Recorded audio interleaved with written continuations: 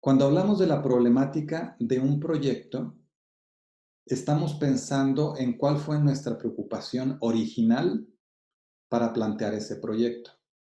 No necesariamente la problemática siempre es lo mismo que alguna de las variables o que la población.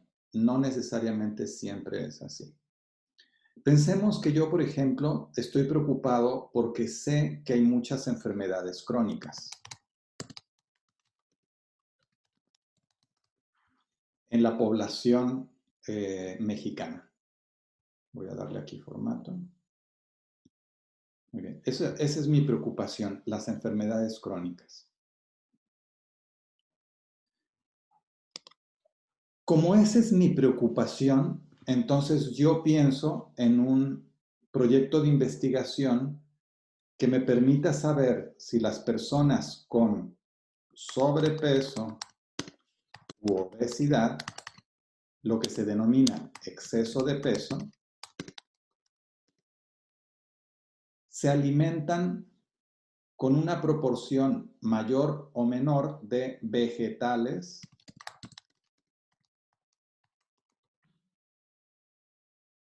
que las que no tienen ese consumo de ese exceso de peso. ¿Sí? Entonces, realmente estaría haciendo una comparación en personas con y sin exceso de peso respecto al consumo de vegetales. Si ustedes observan, si esta fuera mi investigación y lo hiciera en estudiantes universitarios, que es mi población, resulta que mi preocupación inicial, que eran las enfermedades crónicas, digamos, esta palabra no se repite en ninguna de estas. Esa es mi preocupación. Bueno, a esa preocupación inicial le llamo la problemática.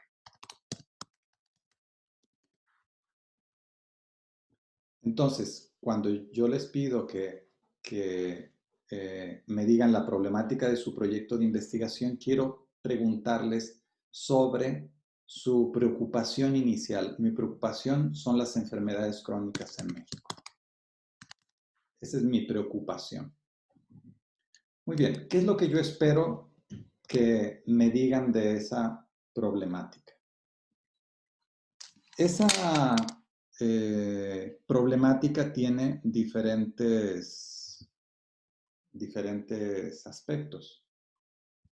Uno de los aspectos de esa problemática es el tiempo. Es temporal. ¿A qué me refiero?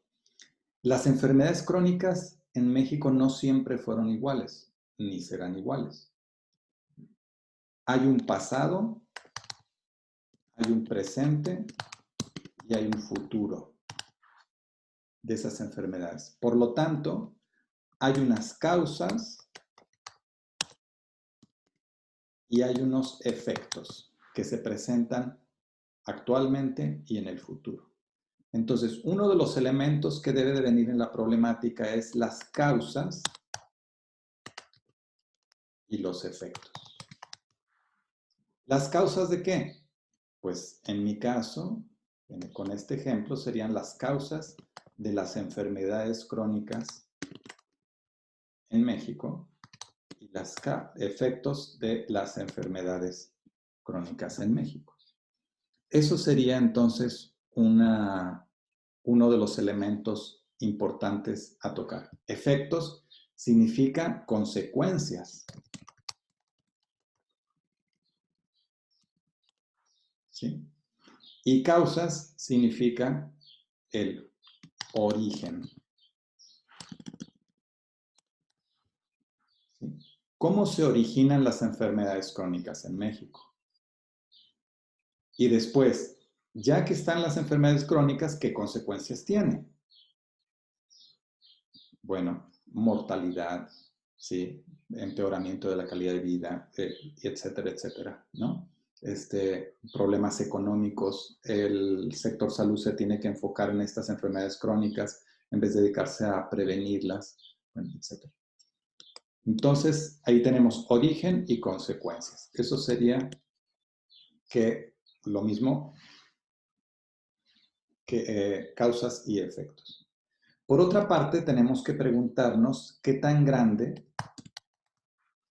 es el problema. Cuando hablamos de qué tan grande es el problema, vamos a encontrarnos que esto es similar a la justificación cuando hablamos de magnitud. Y para decir qué tan grande es un problema, hablamos de frecuencia y hablamos de incidencia. Muy bien.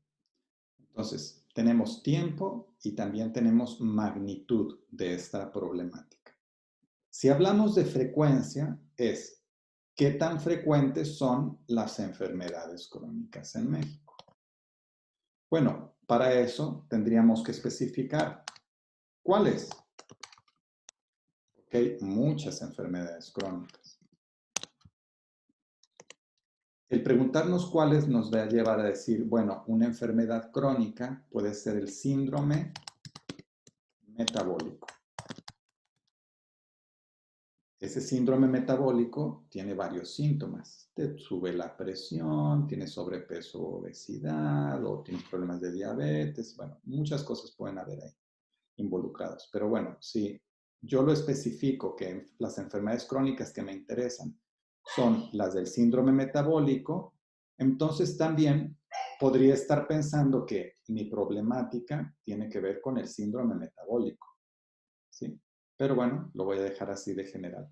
Pero en el momento de hablar de la frecuencia, yo entonces necesito hablar de la frecuencia que hay de personas con presión alta, personas con obesidad,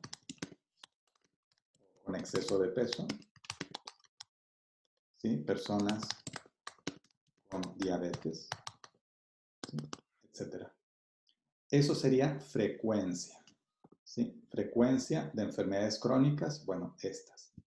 Y luego tendría que hablar de la incidencia. La incidencia es la cantidad de casos nuevos que surgen.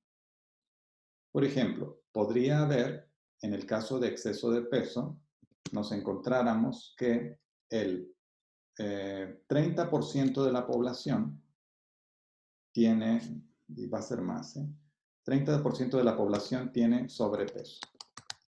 No más todavía. No, yo creo que sí andamos así, sobrepeso.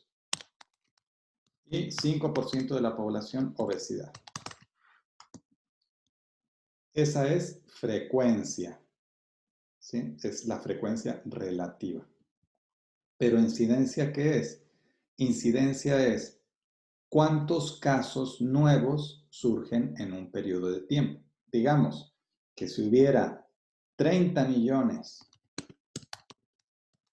de personas con obesidad en enero y resulta que desde enero a junio tenemos 2 millones más, entonces esto te está hablando de incidencia, que es muy diferente a que digas aquí son 30 millones porque eso es frecuencia. Entonces, frecuencia e incidencia son aspectos que siempre nos tenemos que preguntar. Si ustedes observan, cuando hablamos entonces de la problemática, tenemos que ver bien que hay diferentes niveles de generalización. Esto es lo más general, luego puedo concretar un poco más, que sería el síndrome metabólico, y después concreto más, que es, cuando hablo de frecuencias o incidencias, pues estoy hablando ya de padecimientos muy específicos.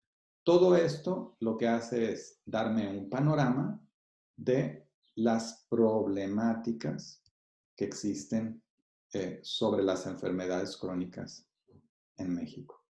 Entonces, en resumen, ¿qué tendrías que pensar? Pensar siempre en la problemática, tendrás que hablar de causas, efectos y tendrás que hablar de frecuencia e incidencia. ¿Sí? Esos son los elementos que te darán base para entonces después abordar tus variables y contestar tu pregunta de investigación, que es la que te interesa abordar en el título. Causa-efecto, frecuencia e incidencia. Todo esto, desde luego, deberá ser citado correctamente. Algo que es importante es que encuestas nacionales de salud, por ejemplo, hay de muchos años. Tú siempre elige la más actual. Si estás citando, por ejemplo, la encuesta nacional de salud del año 2016, pues ya es muy antigua, muy pasado de moda muy pasado, digamos, en términos de tiempo, la información que tiene ahí. Y estos son fenómenos que van cambiando, cambian y cambian. Entonces, siempre asegúrate de tomar información lo más reciente. ¿Cuáles son fuentes ideales para esta parte de la problemática? Pues fuentes ideales son las encuestas nacionales, los reportes o informes mundiales. Esos son fuentes básicas para revisar lo que es la problemática.